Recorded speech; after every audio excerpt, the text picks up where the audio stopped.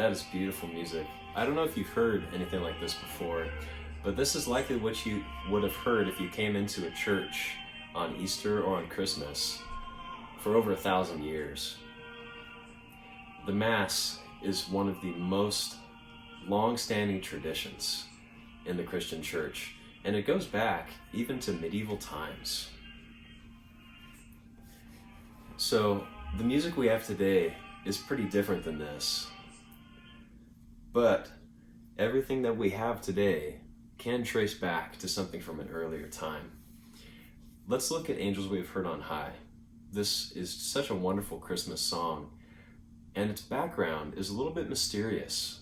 You have to go into a couple of points in church history to look and see where this song came from. The authors for this particular song are anonymous, and we have a bit of historical record of the song coming out in France. Traditionally, it's been thought of as a French carol, and there was a publication in the 1800s that included this song. But even in France, the song was sung in churches, the verses and the choruses, for over 100 years before the publication. So where did the song come from? It's likely that the verses, "Angels we have heard on high, sweetly singing o'er the plain, and the mountains in reply echoing their joyous strains." I'm forgetting the words, but here and there.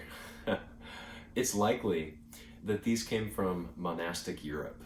It's likely that some anonymous monk wrote a Christmas song, and it was sung in his monastery's choir. It became popular. It started to spread around and eventually found its way to France, to the publication. And through there, it has transcended the ages, transcended oceans, and has found its way to our little corner of California. It's amazing how songs can travel over time and space like that. The chorus can be traced back even further than this, because the phrase "Gloria in excelsis Deo," that was the phrase that the angels sung when they first came, when Jesus was born. They were singing in the skies above the fields where the shepherds were watching their sheep. Man, that would have been an incredible scene. I wonder what it looked like. So from that time, that song has been recorded. You know, the apostles or various people that followed Jesus wrote down what the angels sang through the records that they found. And we have records all the way back then of people singing hymns and continuing to vocalize God's glory in song form. The Bible is full of this. But from the time of Jesus onward into church history, there are quite a lot of songs that were sung in that early church period. And as people spread out from Jerusalem into the different corners of the world, they kept singing. And for hundreds of years, people would sing. Some songs are recorded in the Bible. There are different passages of songs that were sung. We don't have the music for those anymore. But eventually, after the Roman Empire fell, someone decided to put together the songs that had been circulating in the church for a long time. This was Pope Gregory. He wrote down and codified all these different hymns that had been sung in the church that were the traditional hymns in his day. Think of this. These were traditional hymns in 500, the year 500. Who knows how long some of these had been around? So after the songs were collected in this book, those were passed through the system of the Catholic Church into different churches all throughout Europe, and there were songs that became the staple chants that everyone would sing. They got grouped into the Mass, which was a collection of different movements, and it was used on very special occasions. It was kind of the big Christmas production of the day. And one significant movement that was in the Mass on Christmas and on Easter was the Gloria. This wasn't really sung throughout the year. It was more linked to the Christmas tradition. So in these churches, you would have sometimes a few singers, sometimes huge choirs singing "Gloria in excelsis Deo," just like the angels would sing over the shepherds, over the fields outside of Bethlehem that first Christmas. Since this movement was so closely linked to the holidays, to Easter and Christmas, it developed a very strong church tradition. So through the Middle Ages and the Renaissance and all the way to modern times until our day, that has continued to be sung, especially at Christmas now. It's moved away from the Easter largely. It's become a Christmas song.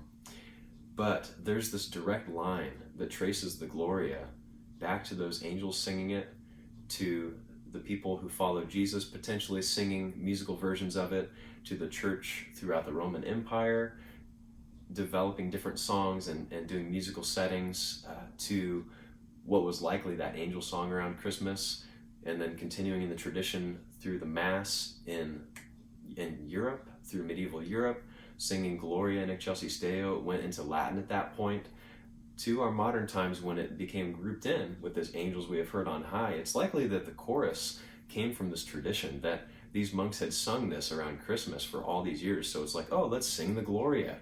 Let's put that with these wonderful verses. And the verses are all about the angels singing. So what you have in this song is this wonderful direct link all the way back to that first Christmas. When you sing Gloria in Excelsis Deo, you're joining generations upon generations of Christians who have sung this pretty much as long as the church has been around. It's interesting that the authors for this are anonymous, and we don't know how many authors there were, if it was one or many over time, but it goes to show that even if you never receive honor, even if you never get increased reputation for what you do this side of heaven, your labor for the Lord is never in vain. What you do for the Lord, He can take it, He can use it, He can bring glory to His name through your work. So don't lose heart, even if no one sees what you're doing. Keep being faithful. Don't get tired of doing good. There is a reward that the Lord has for your continued faithful service. So let's join in singing this song that Christians have been singing in part or in full for almost 2,000 years.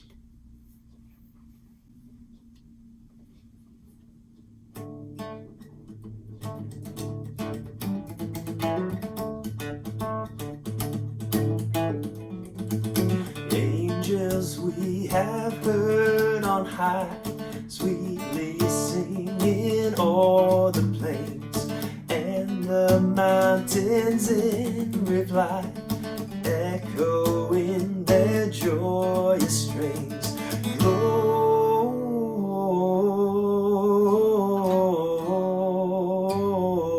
Gloria in Excelsis Deo.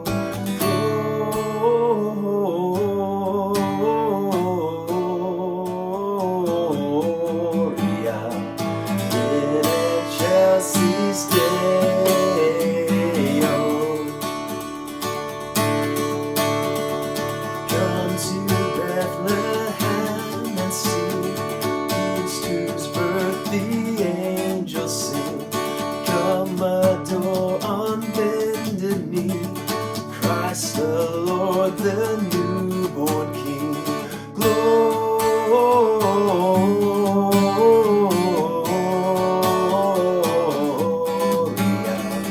in Excelsis Deo, Gloria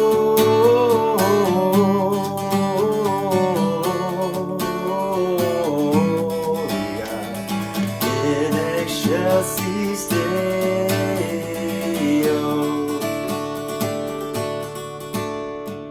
See Him in a manger laid, whom the choirs of angels praise. Mary, Joseph, lend your aid, as we hearts in love we raise. Gloria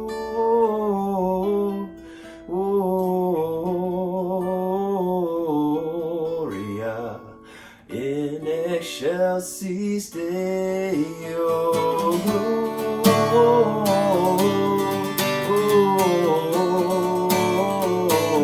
Gloria in Excelsis